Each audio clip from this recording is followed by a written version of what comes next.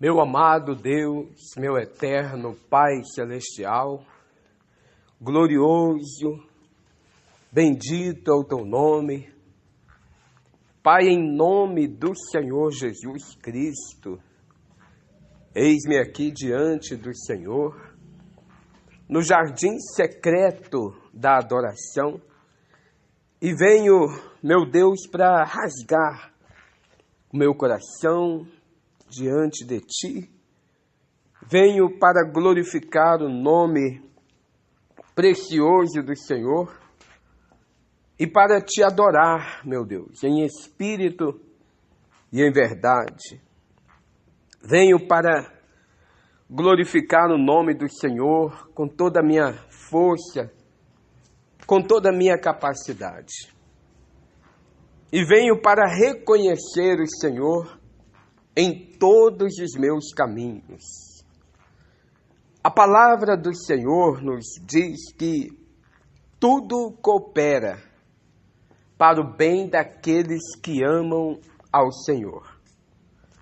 E aqui eu vejo a grandeza do amor do Senhor e os cuidados que o Senhor tem para conosco. Porque muitas são as situações que nós passamos e enfrentamos aqui no dia a dia. Muitos momentos difíceis nós passamos, muitas batalhas nós travamos. Mas o Senhor usa até estes momentos difíceis para poder nos favorecer. Sim, meu Deus.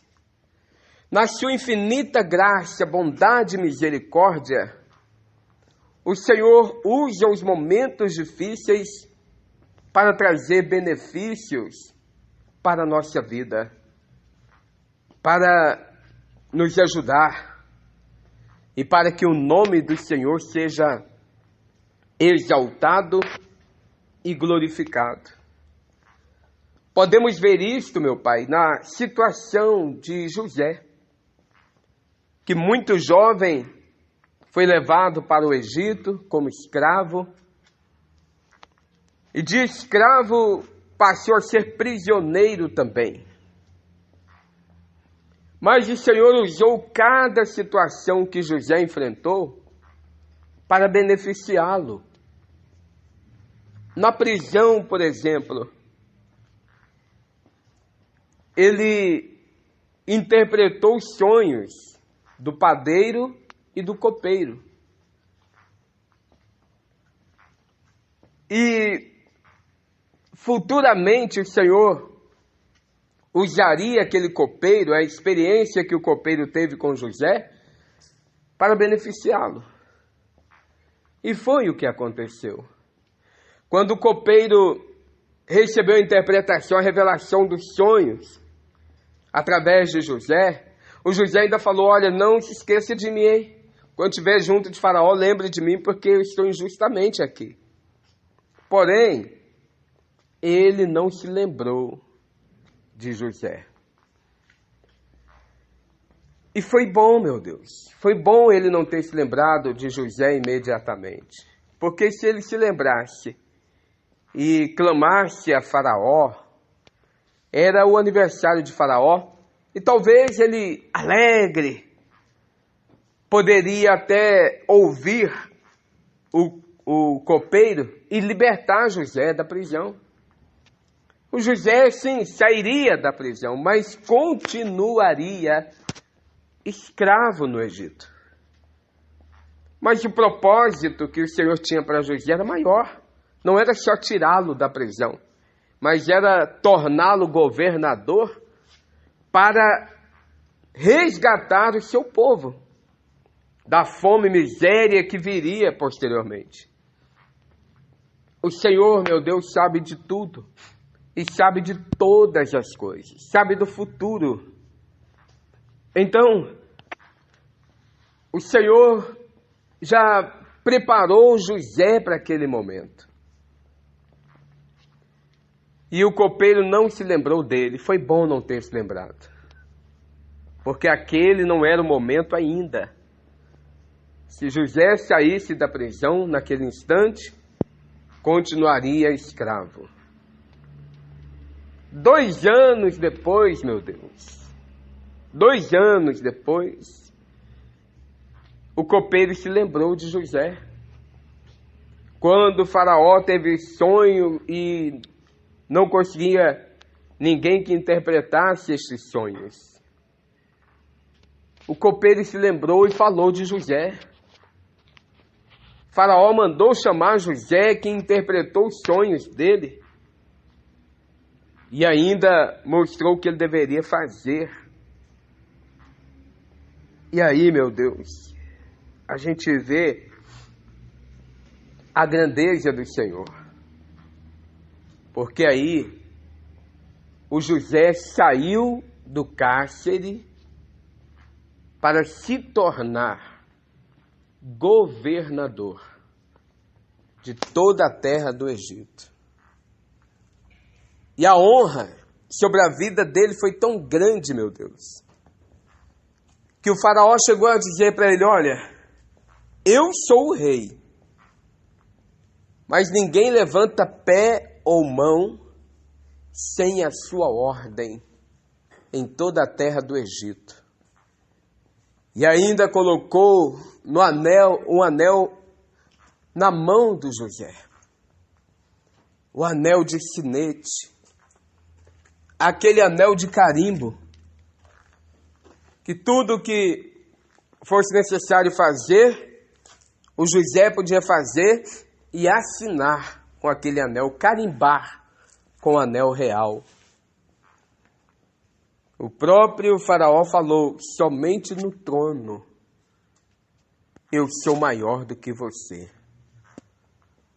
E aí, meu Deus, o Senhor usou a José com a habilidade administrativa que ele adquiriu, começando em Canaã, e no próprio Egito, quando ele começou a trabalhar na casa do Potifar. Eu acredito que ele foi ganhando experiências administrativas ali, porque primeiro, antes de administrar um país, ele administrou a casa de Potifar. Ali ele foi adquirindo experiência, sabedoria, capacidade. E depois, ele começou então a administrar o Egito, meu Deus. E a história foi tão linda porque nos 7 anos de fartura, e poucas pessoas pensam no amanhã nos tempos de fartura, ele foi economizando, ele foi negociando, foi administrando, foi guardando, foi preparando, guardando sementes, fazendo depósitos. Aí os 7 anos de fartura passaram-se. E vieram 7 anos de miséria. Enquanto as pessoas ao redor começaram a passar necessidades, o Egito estava tranquilo, pela boa administração do José. Todos tinham que vir a José para negociar. Vinham para negociar sementes, que as sementes haviam acabado, mas no Egito tinha. Às vezes vinham, não tinham mais dinheiro para comprar as sementes. Aí ofereciam as suas terras, partes das terras. Porque diziam: vamos negociar parte das nossas terras pelas sementes. E assim José foi comprando muitas terras para o Egito. Negociou, fez o Egito prosperar e não deixou o povo passar fome. Ninguém morreu de fome, na miséria que houve, ninguém morreu. Mas morreriam se José não tivesse a direção do Senhor para administrar tudo. E, inclusive, a própria família do José, pai, os filhos, família, vieram para o Egito. Primeiro os irmãos vieram para poder comprar, porque souberam que no Egito havia comida, havia sustento, havia sementes. E mal sabiam os irmãos de José que aquele que eles haviam vendido como escravo agora era o dominador da terra. E tiveram que comprar das mãos de José para não passarem fome. E vemos, ó Deus, que a palavra do Senhor, ela é fiel e verdadeira.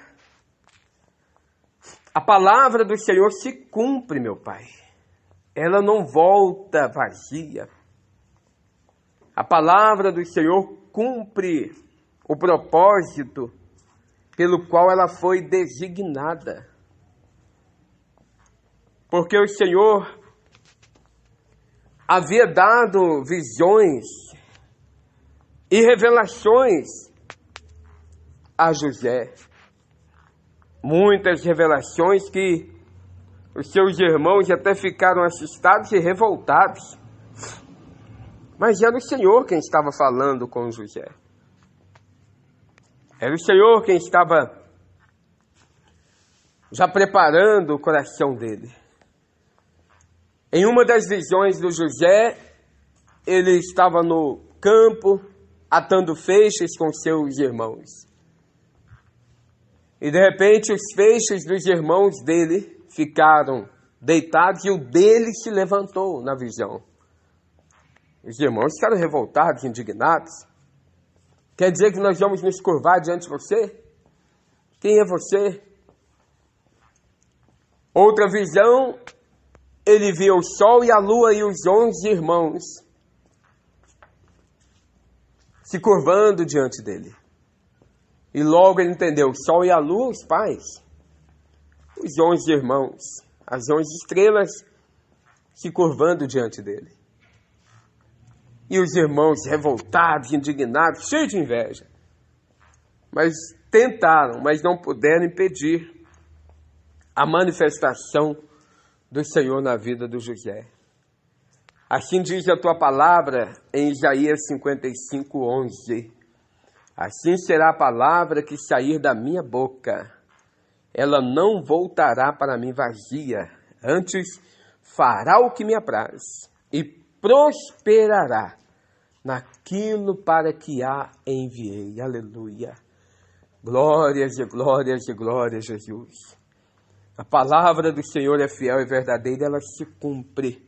Não volta vazia. E não voltou vazia, se cumpriu na vida do José. O Senhor é bom, meu Deus. E usa os momentos difíceis para nos favorecer e para ajudar os outros também. Aleluia. Tudo coopera para o bem daqueles que amam ao Senhor. Bendito seja o teu nome. Meu Deus, em tuas mãos eu entrego o meu viver, a minha casa, minha família e cada pessoa que ora neste momento comigo. Talvez alguém esteja orando comigo pensando em desistir, largar tudo, mas que ela possa encontrar ânimo no Senhor, se levantar, se fortalecer e continuar a caminhada, a jornada, pois aquele que prometeu é fiel para cumprir. Aleluia, Jesus. Eu entrego cada pessoa em tuas mãos. Hoje é quinta-feira, meu Pai, dia 8 de dezembro de 2022. E eu entrego tudo e todos em tuas mãos, aos teus cuidados. Eu peço o livramento, eu peço a proteção do Senhor. Peço que o Senhor entre nesta casa e visite esta família. Pai, esta pessoa que está lutando contra as drogas, dê a libertação, meu Pai. Essa que está lutando contra o alcoolismo, liberta.